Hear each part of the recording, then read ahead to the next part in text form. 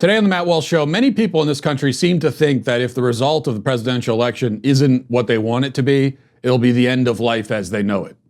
Everything's over. This is why cities have to brace for rioting if Trump wins, because people are way too emotionally invested in presidential politics. So today, I'm going to try to inject a little bit of sanity into this picture if I can. Also, 5 headlines, including Trump picking up another endorsement from a prominent rapper. Is this an aberration, just a sideshow, or is it a sign that Trump will do better than the polls predict? Also, your daily cancellation and much more on the way. But we begin here. You remember yesterday on the show, I played the sad and disturbing, but we have to admit kind of hilarious video of a woman crying in her bathtub because of Amy Coney Barrett's confirmation. This has become a noted genre on social media, especially TikTok, where people, usually women, let's be honest, have public meltdowns over political events, usually events having to do with President Trump and things that Trump has done. This goes all the way back to Trump's election. Let's hope we can say his first election, when we all remember there was panicking and hyperventilating and people on their knees screaming at the sky. They haven't stopped screaming. 4 years later, they haven't stopped. And now, of course, we're hearing that if Trump wins again, it'll be the end of all things, the end of America, the establishment of a new dictatorship. If Trump wins the election, it'll be our last election. It's not just crying women in bathtubs saying this either. A Lincoln Project ad released this week made the same claim. Though I'm pretty sure that the Lincoln Project is run by crying women in bathtubs. Can't be positive, though. Now, in any case, the hysterics have reached a fever pitch, and they'll go nuclear, we all know, if Trump does pull out the win. Stores in many cities have already started boarding up their windows. The National Guard has been put on standby. This is all being done, we should note, in anticipation of a possible Trump win. Nobody's worried about rioting if Biden wins, unless it's celebratory rioting from Democrats. So that should tell you something right there, I would think. But when I look at all of this, I see the symptom of a particularly modern disease that we, many of us anyway, pin all of our hopes and dreams and fears on the results of political elections, especially national elections, and especially presidential elections, leaving us vulnerable to mental collapse if the results don't go our way, which they're guaranteed to not go our way at least some of the time, probably half of the time, if you look at statistical averages over the last 30 years or so. So this is simply irrational. Now, I want to be clear about something because I know I'll be accused of this. I am not saying that the election doesn't matter or that it's not important or that elections don't have consequences, sometimes quite serious consequences. I'm not telling you that you shouldn't vote.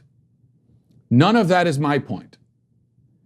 My point is that our emphasis on and focus on national politics, especially presidential politics, is way out of balance, out of focus, out of proportion. My point is that presidential elections matter, but they don't matter as much as many people in this country seem to think. People these days, brace for the results of elections, especially this coming election, like their very lives depend on it. Like they'll cease to exist if it doesn't go their way. Like the country will cease to exist. And that's what's been said about every single presidential election in my lifetime. If so-and-so wins, it'll be the end of America. This is the end. I've heard that every 4 years for my entire life. And yet here we are. Sure, you could argue that America, in a certain sense, has ceased to exist, has been fundamentally transformed in a way as to be an entirely different thing now than what it was before. I'm sympathetic to that view, but even then, the reason for that transformation or mutation or degradation, however you want to put it, has very little to do with who has been president and a lot more to do with cultural influences that are much closer to home. Case in point, there have been 3 Republican administrations in my life. 4, if you want to count my first 2 years under Reagan. There have been 2 Democrat administrations. If we're focused just on presidential politics, you would think that we'd be in a cultural stalemate, at least, or even that conservatism has been gaining ground, winning. But that's not the case. The culture has marched precipitously to the left, regardless of who happens to be in the White House. And the trend has not been slowed, much less reversed, under Trump. This is part of what makes the leftist panicking about Trump so absurd. Whether he wins or not, if you're on the left, you still have the culture. You have academia, the media, Hollywood, the corporations, everything. You have everything. What are you worried about exactly? This desperate and overwrought focus on presidential politics is, of course, in part thanks to 24-hour cable news and the internet. People can spend all day following the exploits of the president and other politicians, thinking about them, watching them, listening to them. In ages past, the average person may have gone their whole lives never seeing or hearing the president or any national politician. The most they could do is read a story in their local newspaper. If the president gave a speech, they'd read the text of it, maybe, with none of the theatrics, none of the cable news punditry attached. If there was a really significant scandal, they'd hear about it days or weeks later, if at all, not 5 seconds after it surfaced. And they wouldn't live every single day hearing about it, immersed in it. The less significant scandals, they may have never heard about. And they were better for it, I think. So what did the people in these times before TV and the internet do? What did they focus on? Well, I don't know, but I imagine they were focused first on their families, their communities, because that's the only place they could focus. And the great thing, the advantage of that, is that you can actually, on your own, affect immediate, lasting, and important change in your own family and in your own community. That's the thing you have the most control over. That's the area in which problems can most readily be fixed by you. And that's still the case now, even as our attention is elsewhere. We may be more intellectually invested in national politics and more aware of it, but its immediate effect on our lives and our immediate ability to change it is about what it always was. Not non-existent, but also not nearly as great as we assume. And it's still true now that our families, our communities, should be our first priorities. Consider the common dynamic in homes across America of a parent on his phone arguing with strangers on social media about stuff the president is doing, insisting that the president's actions are hurting his family, while his child is right there in the room with him being neglected. He could help his family and his child much more by putting down the damn phone, looking at his kid, having a conversation, maybe going out to play catch, or doing anything else. Instead, he seeks to defend and fight for his family by fighting with a stranger 100 miles away about political events 1,000 miles away. This is a scene that, I'm afraid to say, something similar to that has played out in my own house many times, more times than I'd like to admit. We all do it. It's a feature of modern life, but not a good feature. And I think the breakdown of the family is propelling this shift even more. It's not just technology.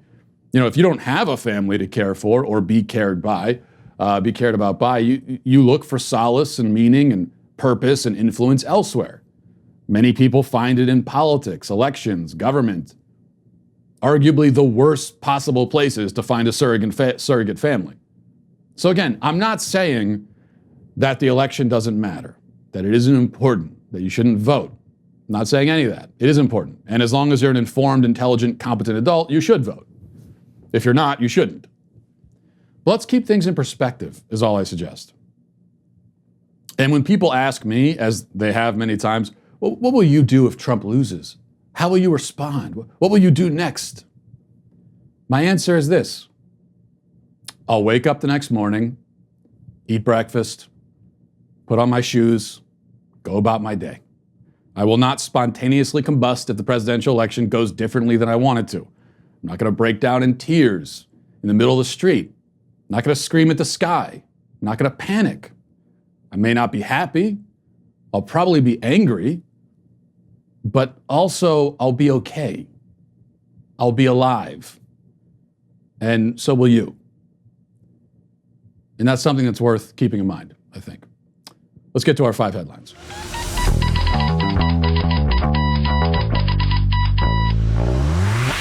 Hard to believe it, but the holidays are coming up already again. We're coming up fast upon it. I'm already seeing the Christmas decorations, hearing the Christmas music, which is fine with me, by the way. I don't understand people who complain about hearing Christmas music too early. I mean, it's never too early to hear Christmas music, in my opinion. But anyway, that's beside the point. With all this coming up really fast, you're thinking about, what kind of gift can you get your family? Well, let me suggest the perfect gift for any family or any person is a family portrait that you can get from Paint Your Life. If you want to give a truly meaningful gift, you've got to try paintyourlife.com. This is a guaranteed to be a hit. Absolute guarantee. You get a professional hand-painted portrait created from any photo at a truly affordable price. You can send any picture, yourself, your children, your family, a special place, a cherished pet. If you're giving a gift, you probably don't want it to be a portrait of yourself. although that would be an interesting thing. But whatever you want to do, you can send it in, and or you can combine a bunch of other stuff to make one painting. With Paint Your Life's compilation portraits, you can bring together family members who never had a chance to meet, or you can create a portrait of the whole family without the need for everyone to be there for the family photo. Choose from a team of world-class artists and work with them until every detail is perfect. You can order a custom-made, hand-painted portrait in less than 5 minutes, and it's a quick and easy project. You can get the hand-painted portrait back in about 3 weeks. I mean, that's how quick this thing is. And they're very responsive. I've gone through this myself. We were very happy with the results, and also very happy with the process where, any feedback, any changes you want to make, they're happy to do it. At paintyourlife.com, please, there's no risk. If you don't love the final painting, your money is refunded. It's guaranteed. And right now, it's a limited time offer. Get 20% off your painting. That's right, 20% off and free shipping. To get the special offer, text the word Matt to 64,000. That's Matt to 64,000. Text Matt, M-A-T-T, to 64,000. Paint your life. Celebrate the moments that matter most. All right, number one, speaking of politics, let's get into it. In political news, Lil Wayne has pulled a Kanye West and endorsed Trump. Here's the tweet from Lil Wayne. He says, just had a great meeting with real Donald Trump. Besides what he's done so far with criminal reform, the Platinum Plan is going to give the community real ownership. He listened to what we had to say today and assured that he will and can get it done. So I guess that's not technically a full endorsement, but it's just about. And there they are giving the thumbs up in the photo, though. The political alliance, Trump and Lil Wayne. So Lil Wayne joins, of course, Kanye West. I want to say 50 Cent, but I think 50 Cent rescinded his endorsement. I could be wrong. I didn't care enough to read the story, but even so, this is a surprising turn of events. Plus, the rapper Lil Pump endorsed Trump. So Trump appears to have cornered the market on Lils. It's got Lil Wayne, Lil Pump. Here's Lil Pump's endorsement, by the way. He shot out sort of an endorsement video that I thought was pretty astute. Listen to this. Hey, all I gotta say is Trump 2020, bitch. I look like paying an extra 33 in tax for Biden, bitch ass. Sleepy Joe, Trump 2020, bitch. Ah! Yeah, in so many words, that's basically my own argument for Trump as well. One of them, anyway. I'm a fan of politicians taking less of my money. I kind of like that myself. And what you just heard there, that is more insightful easily than any political analysis you'll hear on CNN. So you see this kind of stuff, and maybe it gives you hope a little bit if you're a Trump supporter. Maybe there are a lot of unexpected, so far uncounted Trump votes out there. Who knows? There's going to need to be if Trump has a hope of winning, I think. So I factor all this together, and I'd have to say that right now, because I also get people all the time asking me for my prediction, what's going to happen. And factoring all this, looking at the polls, looking at the rally turnout, the endorsements, everything, my official election night prediction is this. I have no damned clue. Not the foggiest. I really have no idea. I could talk myself into believing that Trump wins narrowly. I could talk myself into believing that Trump loses in a landslide. I could talk myself into a tie. I could talk myself into a lot of different things. So really, whatever happens, I won't be surprised, but I will be at the same time. That's my prediction. You can take that one to the bank. Number two, okay, crafty stuff here from NBC News. A big story, allegedly. The headline, how a fake persona laid the groundwork for a Hunter Biden conspiracy deluge. And it continues, a 64-page document that was later disseminated by close associates of President Donald Trump appears to be the work of a fake intelligence firm. So that's really all you're supposed to read right there. Fake conspiracy theory, fake story, Hunter Biden, loose associations. That's all you're supposed to do. You read the headline, you move on. And you're supposed to think, okay, well, all the Hunter Biden stuff is phony. But wait a second. Let's read the actual article. It says, 1 month before a purported leak of files from Hunter Biden's laptop, a fake intelligence document about him went viral on the right-wing internet, asserting an elaborate conspiracy theory involving Vice President Joe Biden's son and business in China. The document, a 64-page composition that was later disseminated by close associates of President Donald Trump, appears to be the work of a fake intelligence firm called Typhoon Investigations, according to researchers and public documents. The author of the document, a self-identified Swiss security analyst named Martin Aspin is a fabricated identity, according to analysis by disinformation researchers, who also concluded that Aspin's profile picture was created with an artificial intelligence face generator. Okay. So, in other words, sifting through all that, this has nothing at all to do with the laptop. This is some other thing that they say it went viral on right-wing websites or across right-wing social media. I'm on right-wing social media. I never saw it. I don't even know what they're talking about. So this is some other thing no one's ever heard of, some document no one's ever heard of from a month ago that NBC News says is fake. For the sake of argument, let's just trust what they're saying. Okay, fine. It's fake. Who cares? Why is this news? No one even knew about this fake thing. Nobody was talking about this thing. Why are you bringing this up now? Well, obviously the idea here is to muddy the waters, to get people to draw these associations between Hunter Biden's story and conspiracy theory. They just want those associations there. And so this is just all about getting that headline out there, so that it also has the effect of discrediting in people's minds the laptop story, which again has nothing to do with this thing that NBC News is talking about.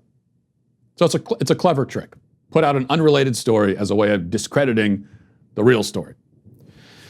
So that's all there is. But you know, this goes to some of my frustration with the Hunter Biden laptop thing, and I've already shared with you my hesitations in general, wondering, you know, if this is going to resonate with the voters, if the voters will really care. I think they should care. It's a big story. It matters. It's a scandal. Okay, so this is not my assessment of what people should think. More just wondering about what they do think and what they will do. And also, I've been worried that in the closing moments of the campaign, this might be the wrong closing argument. Do we want our closing argument about Joe Biden to be about Hunter Biden, even if it is associated with Joe? Or are there more direct, immediate, more important arguments about Joe Biden that we ought to be making that are now de-emphasized because of the focus on Hunter Biden? That's a separate thing. But the other problem is this slow leak strategy. The people that have the laptop, Rudy Giuliani, and whoever else has the laptop or has the information on it, they've been leaking out the stuff slowly over the course of weeks. And even now, you still get these teases from people in right-wing media who say they have the information, say, oh, this is the tip of the iceberg. There's more to come. Dude, we're 3 days away from the election, 4 days. What are you still teasing stuff for? If you have it, put it out. I mean, what's already been released is damning. But if you're telling us that it gets even worse, well, show it to us. Now is time to show the iceberg. My fear is that this whole strategy has been handled horribly. Waiting way too long to bring up the laptop and taking way too long to get the information out. Probably if you're going to go this route, they should have dumped all the information from the laptop like 2 months ago, before the first debate, before you already had 80 million people have already voted, I think it's up to now. And there's still information about the laptop that they haven't told us yet. It's just 2 months ago, they should have put everything out. It gives time for people to sift through it. It gives time for it to for this narrative to take hold, for people to start second guessing. You know, if you want to start if you want people to start thinking of Joe Biden as a corrupt and untrustworthy politician, and I believe that he is, but that's not how most people see him. So if you want that, and this is a guy that's been in the public light for 50 years. So if you want to change the way most people see him, you need to do it in more than 2 weeks. You need months to do that. Anyway, but part of the problem is this slow leak approach also gives time for the other side, to include the media, to do things like this, to come up with a strategy of combating it, and you're giving them time as more information comes out. You give them time. It's sort of easier for them to ignore it or to do things like this to distract from it. I think that would have been harder to do if everything came out all at once in one big avalanche, like two months ago, let's say. Okay, number 3. Second day of Kim Kardashian news in the headlines, much to my shame. She says, for my birthday, Kanye got me the most thoughtful gift of a lifetime, a special surprise from heaven, a hologram of my dad. It's so lifelike. We watched it over and over, filled with emotion. And it is actually a hologram of her deceased father. Here's the hologram. You're 40 and all grown up. You look beautiful, just like when you were a little girl. I watch over you and your sisters and brother and the kids every day. Sometimes I drop hints that I'm around, like when you hear someone make a big peefee, or when you make a big peefee. Remember when I would drive you to school in my tiny Mercedes every day and we would listen to this song together?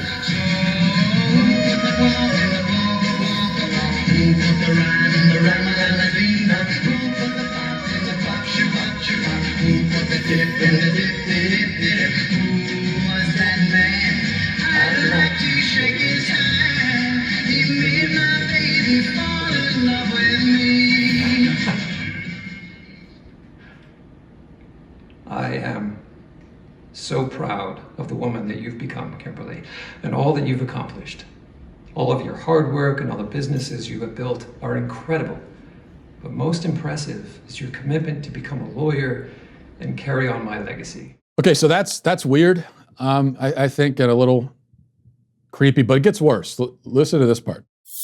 You married the most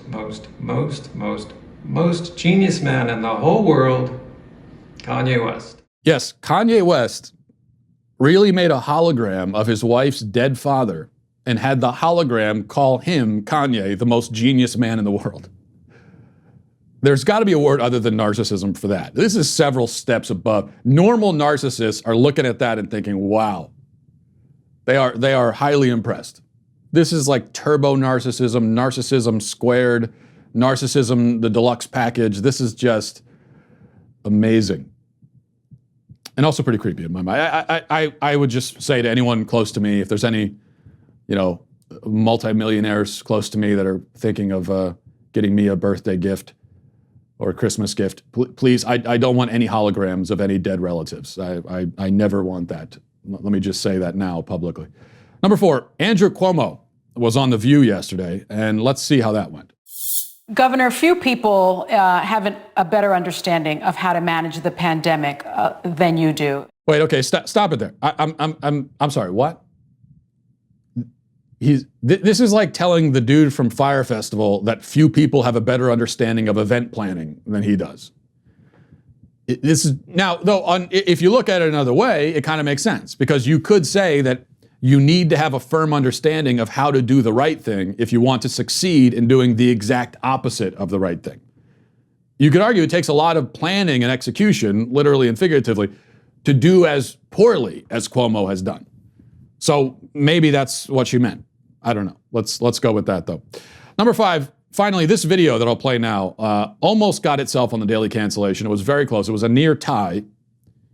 Almost got there. This is from the media outlet Now This, which puts out horrible, cringy stuff all the time, but this may be worse than anything else they've put out. The title is, Most Americans Got Smaller Tax Refunds in 2019 Thanks to Donald Trump. Listen to this. My refund was about half of what it normally is. We were really banking on the refund. I called my husband immediately, crying. So I went back in and I checked everything, and then I started to cry. This year, I just don't have a refund.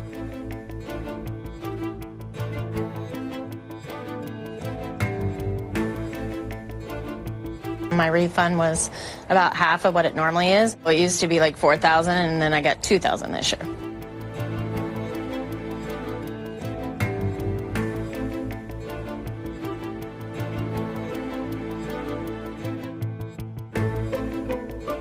But this year, instead of getting back the $5,000 Wright was expecting and that she and her husband got last year, the Houston mom found they actually owed the government money. With the birth of new daughter Olivia just 3 weeks ago, Wright says her family was counting on a tax refund to cover the cost of her unpaid maternity leave. We were really banking on the refund because we live paycheck to paycheck. We can't, in a sense, save as of right now.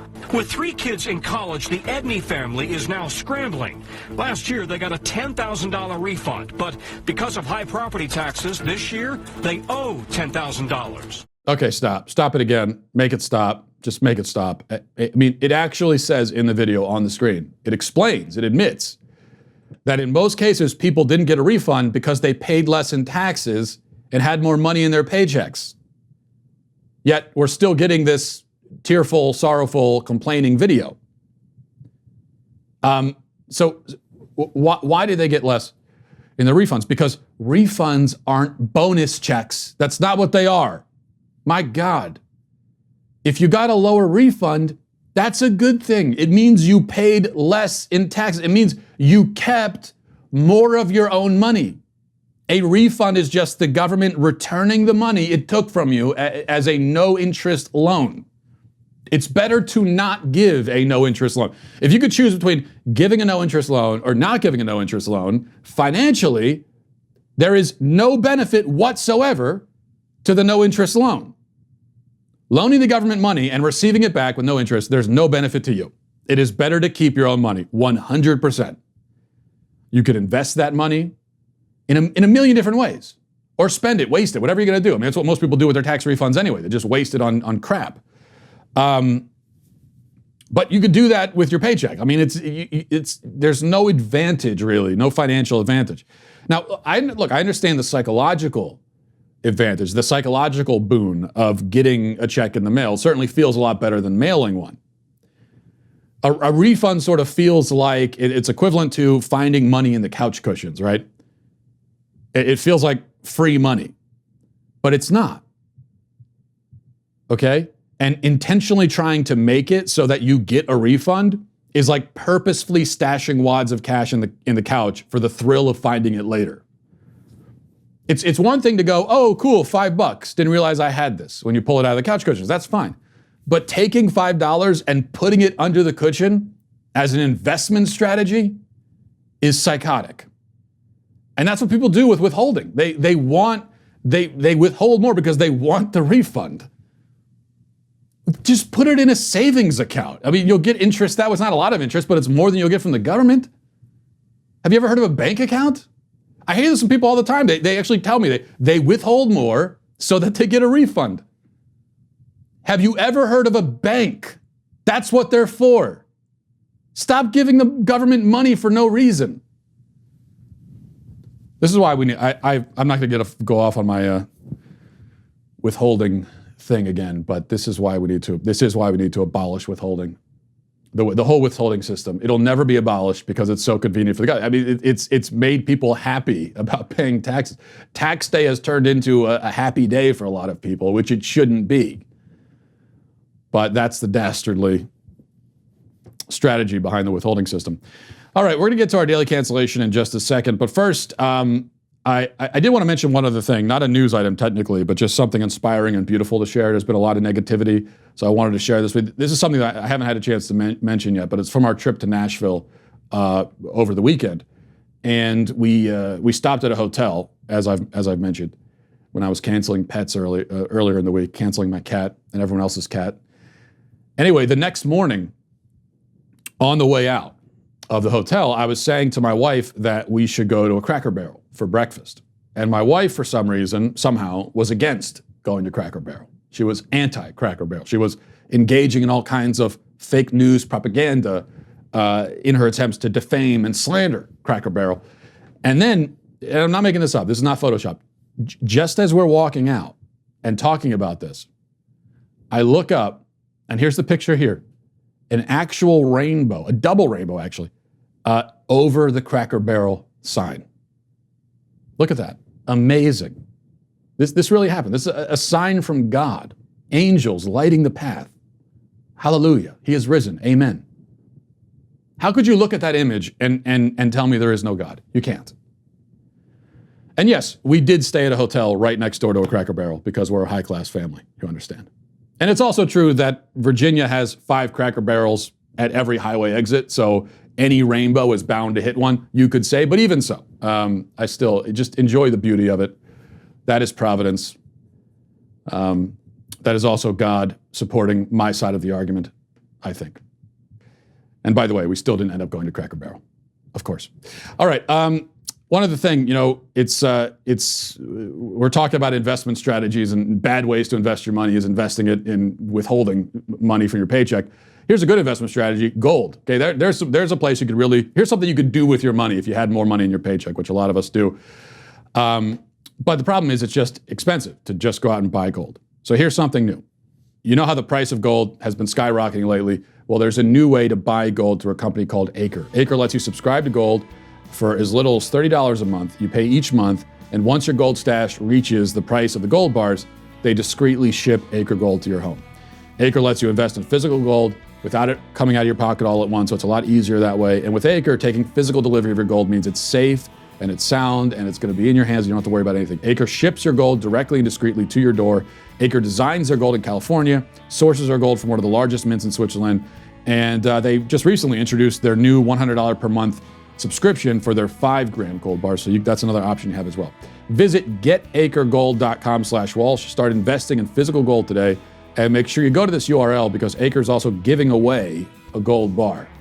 And that's an opportunity you don't want to miss either. To qualify for their giveaway, tweet or post why you should be the recipient of this gold bar. Make it creative, make it funny. That will always help.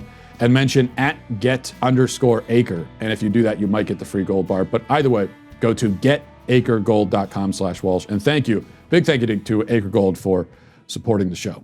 Let's get to our 5 headlines. Actually, I mean our daily cancellation, not our 5 headlines. I'm canceled too, because I don't even know what segment I'm doing right now. But today for our daily cancellation, I'll be canceling the gentleman in this video that I'm about to play for you. Not just him, also anyone with his attitude, his toxic approach to life. So this is someone called Jeffrey Marsh. He is non-binary, quote unquote. He says that's what he is, and he has a little bit of scolding he wants to send your way because you aren't scolded enough, of course. He's figured that it's been 5.5 minutes since the last LGBT scolding session, and so it's time for another one. And here it is. Oh, I'm aware that because I'm non-binary, I'm confusing to you. But you're going to have to respect me. You think that getting it comes before respecting me, but it's the other way around. You need to see my humanity. You must respect me and talk to me like a human being, and then maybe later you'll get it. But that's the least important part. Okay, first of all, no, you're not confusing to me. I mean, you're wearing earrings and makeup. I understand the concept. I can't much relate to the fashion choices, but you're not like blowing my mind by putting on women's clothes. This is one of the things that always gets me. People these days think they've invented some new, edgy, unheard of, unquantifiable category of existence when they're not doing anything new. I understand I'm so confusing to you. You have no idea what's going on. I've opened up your mind to new possibilities. No, not really. You're wearing eyeliner and earrings. Hair metal bands were doing that in the 80s. So you're not breaking new ground here. It reminds me of when I was in high school, and the thing then, if you wanted to shock and confuse people, was to be a goth, right?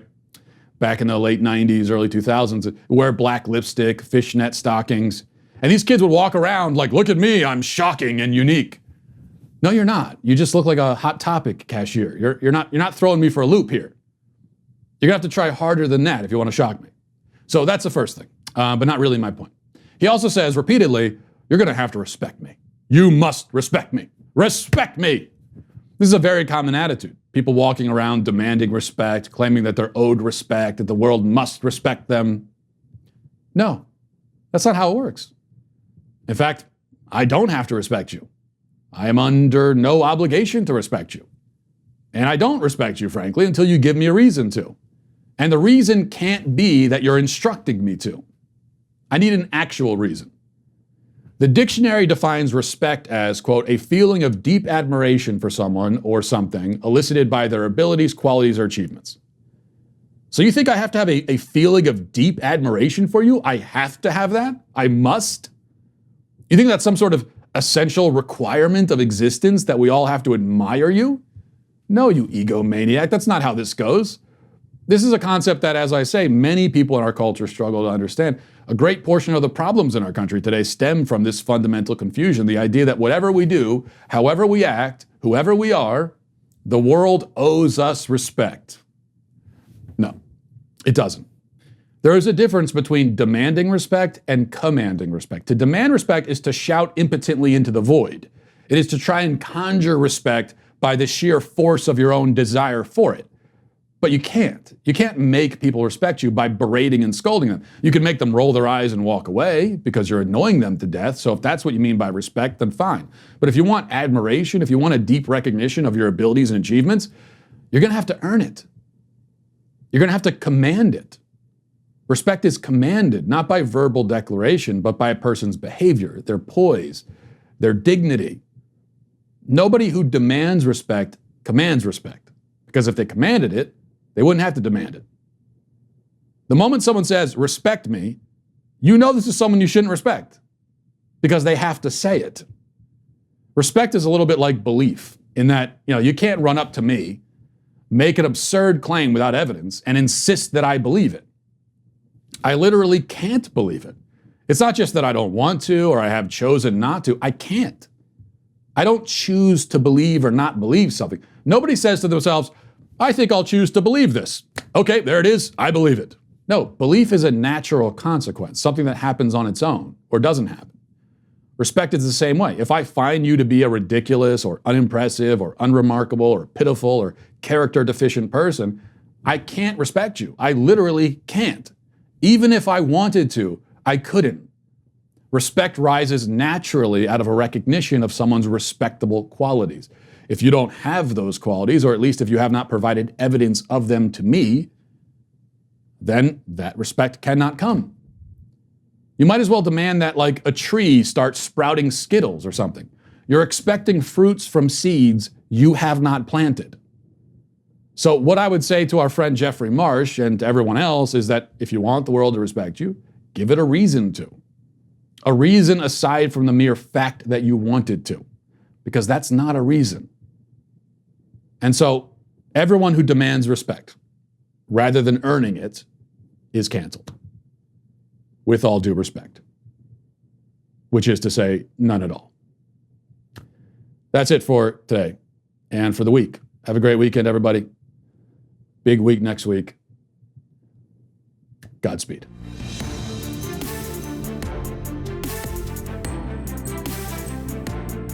The Matt Walsh Show is produced by Sean Hampton, executive producer Jeremy Boring. Our supervising producers are Mathis Glover and Robert Sterling. Our technical producer is Austin Stevens, edited by Danny D'Amico, and our audio is mixed by Robin Fenderson. The Matt Walsh Show is a Daily Wire production, copyright Daily Wire 2020. If you prefer facts over feelings, aren't offended by the brutal truth, and you can still laugh at the insanity filling our national news cycle, well, tune in to The Ben Shapiro Show, where you'll get a whole lot of that and much more. See you there.